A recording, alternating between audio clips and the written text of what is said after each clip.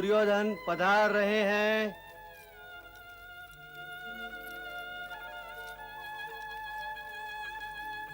प्रणाम पितामह, प्रणाम गुरुवर।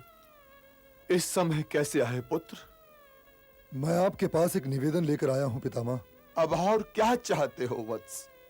यह तो आप जानते ही हैं पितामह कि युद्ध की तो ठहर चुकी है, इसलिए मैं आपसे अनुरोध करने आया हूं कि आप हस्तिनापुर सेना का प्रधान सेनापति बनना स्वीकार करें।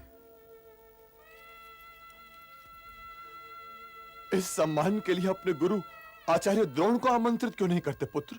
अब आपके होते हुए पुत्र दुर्योधन भला किसी और के विषय में कैसे सोच सकता है ताश्री? पितामह, जब तक आप स्वीकृति नहीं देंगे मैं आपके चरणों को नहीं छोड़ूंगा। उठो वत्स, उठो। मुझे यह उत्तरदायित्व स्वीकार है। अरे पितामह, अब तो तुम्हारी विजय में संदेह ही नहीं है भांजे दुर्योधन। परंतु एक बात अभी ध्यान से सुन लो पुत्र दुर्योधन। पांडव भी मुझे तुमसे कम प्रिय नहीं है, फिर भी मैं इस युद्ध में तुम्हारे साथ हूं। मैं प्रतिदिन उनके 10,000 योद्धा और सैनिकों का वध भी करूंगा, किंतु अर्जुन फिर अर्जुन है वत्स।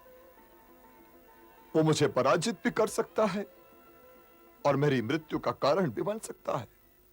आप अर्जुन की चिंता न कीजिए गंगा पुत्र, उसके शव पर मेरा अधिकार है। मुझे अपनी बात समाप्त करने दो अंगराज। किंतु जिस सेना का सेनापति मैं हूं दुर्योधन, उस सेना में अंगराज कर्ण के लिए कोई स्थान नहीं हो सकता। वैसे भी हमारे बीच कड़वाहटों की एक नदी है। मैं नहीं चाहता कि इस नदी का पहाड़ और बढ़े। यदि ऐसा है तो मन मैला न करो मित्र। मैं तो स्वयं ही गंगा पुत्र भीष्म के ध्वज तले युद्ध नहीं कर सकता। इनके होते हुए तुम्हें मेरी आवश्यकता नहीं पड़ेगी युद्ध में, क्योंकि ये तो मेरे गुरु के सर्वश्रेष्ठ शिष्य हैं। परंतु मैं तुम्हें यह वचन अवश्य देता हूं कि यदि ये वीर गति को प्राप्त हो गए तो मैं अपना धनुष लेकर रणभूमि में आ जाऊंगा।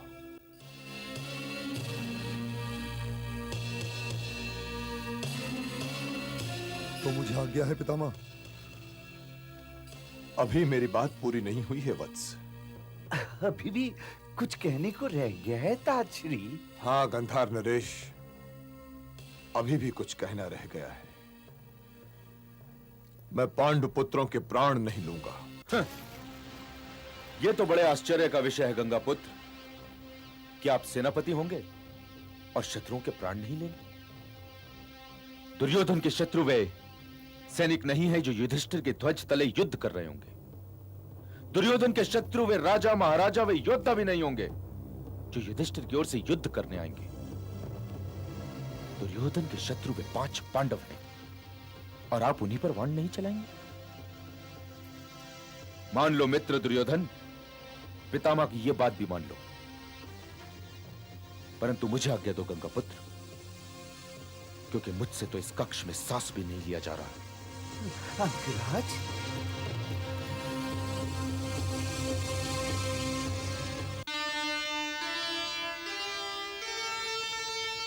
कौरव सेनापति बनूं अगर शर्त लो मान, पांडव धर्म प्रतीक हैं, हरू न उनके